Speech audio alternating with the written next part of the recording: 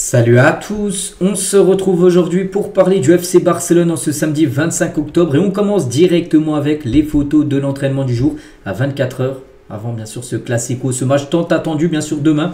Et on commence tout d'abord avec Marcus Rashford. Bon, il n'y a pas que lui à l'entraînement. Bien sûr, on peut voir également, c'est Ronald Araujo bien sûr. On peut voir Ferran Torres, on peut voir Lamine Yamal, très attendu pour ce match les gars. Surtout par rapport aux propos qu'il a pu faire là ces derniers jours. On peut voir le jeune Dro qui pourra avoir un peu de temps de jeu lors de ce match demain. Ou bien sûr Pedri qui sera titulaire, bien sûr un match comme un classico.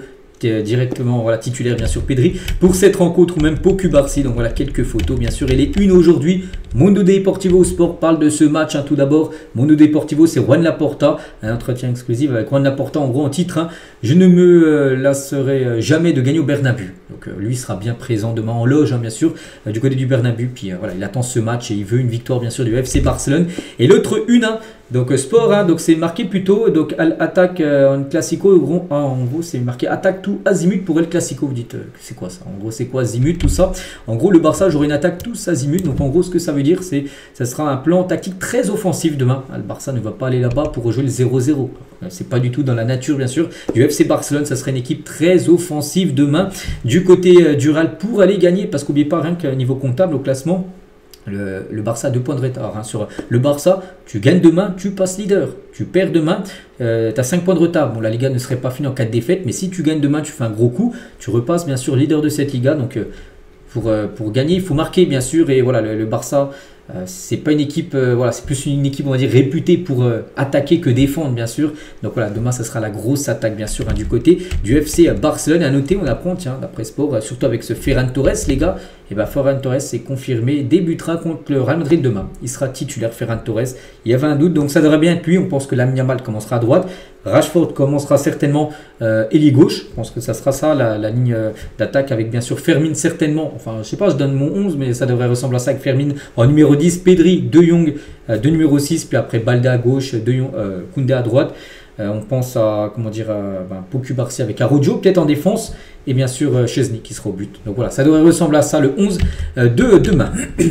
On continue les gars, on va parler toujours de ce match bien sûr. De toute façon on va parler que de ce match aujourd'hui, je ne cache pas. Donc Hansi Flick pour égaler le record de 5 victoires consécutives de Pep Guardiola contre le Real Madrid si le Barça venait à battre le Real Madrid demain, parce que c'est vrai que la saison dernière les 4 premiers classicos d'Hansi Flick sont 4 victoires. Donc demain, c'est de nouveau un classico. Donc s'il venait à gagner, ça ferait 5 classicos d'affilée gagnés.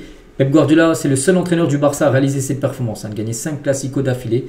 Et Hansi Flick peut égaler Pep Guardiola en cas de victoire demain au Bernabeu.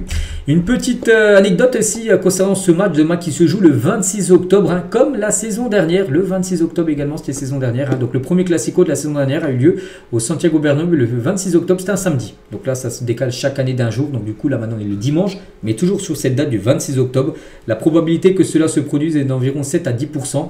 Donc l'année prochaine, ça ne jouera pas 26 octobre parce que là, ça sera un lundi. Voilà, vu qu'on se décale à chaque fois d'une journée. Mais voilà, concernant bien sûr ce match, ça se jouera la même date. N'oubliez pas que le 26 octobre, il y a un an, on va dire, le Barça s'est imposé 4-0 au Real Madrid pour le match aller de Liga. On continue les gars, toujours des infos sur ce match, bien sûr, on en reparlera encore beaucoup demain, bien sûr, mais Rafinha, tiens, une petite info, Rafinha est forfait pour le Classico. C'est que tout au long de la semaine, les gars, on parlait de Rafinha, il a repris l'entraînement, tout ça, et peut-être c'est fixé comme objectif de revenir pour ce match, parce que Rafinha avait l'ambition de jouer bien sûr le Classico, et est-ce qu'il est peut-être pas revenu un peu trop rapidement? Parce qu'en gros, on a l'impression, donc il est venu à l'entraînement, mais il a à peine participé à l'entraînement qu'il est reparti. En gros, il a ressenti certainement une douleur en gros. Et Rafinha a subi une rechute, d'après les journalistes espagnols. Une rechute à l'ischio-jambier et pour être absent un mois supplémentaire. Donc il avait déjà un problème derrière la cuisse.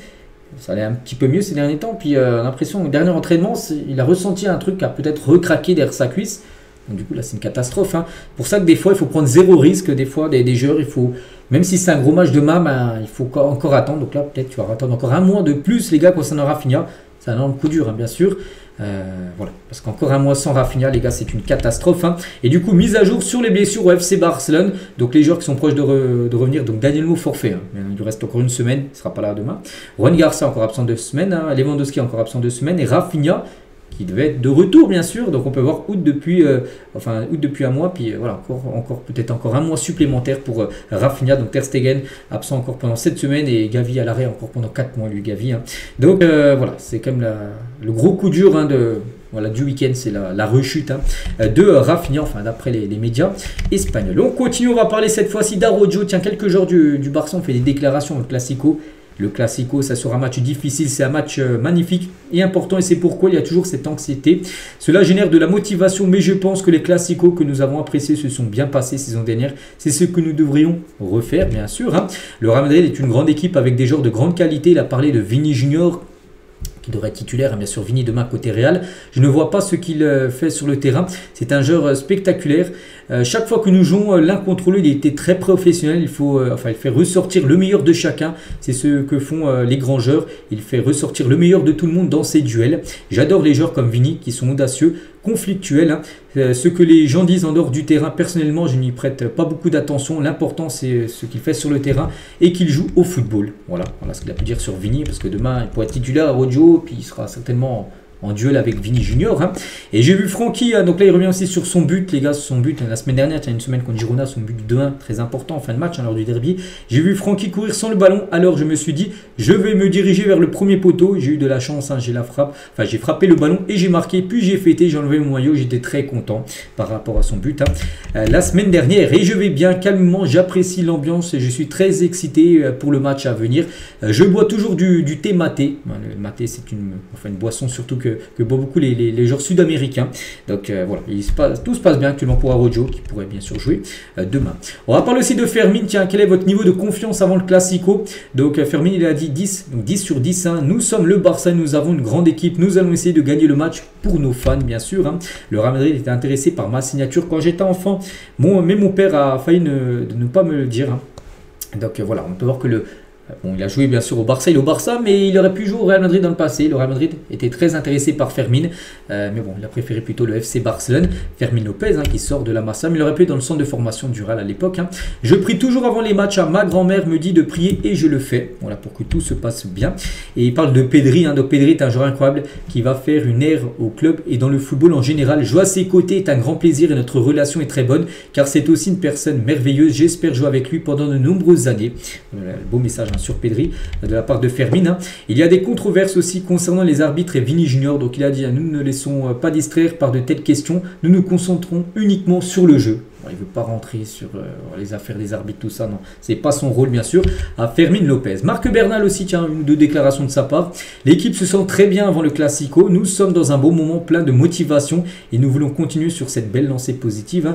Nous sommes confiants et prêts à nous battre pour une autre victoire. Le Real Madrid, c'est toujours un rival fort, mais nous sommes très confiants, nous avons travaillé dur à l'entraînement et même s'il nous manque quelques joueurs, nous sommes concentrés sur notre jeu et sur notre force. Il est revenu aussi sur sa blessure, souvenez-vous l'année dernière en 2024, il a eu un ligament croisé, donc la nuit de la blessure a été choquante. J'ai entendu un bruit sec et je ne pouvais pas bouger, ligament en gros qui a rompu, rupture de ligament croisé en gros. J'ai tout de suite su que c'était grave. Au début c'était difficile mentalement parce que là quand tu es jeune, tu fais une ligament croisé, tu sais que pendant un an tu vas pas jouer. Voilà, quand tu joues au Barça, tu as envie de jouer bien sûr. Donc voilà.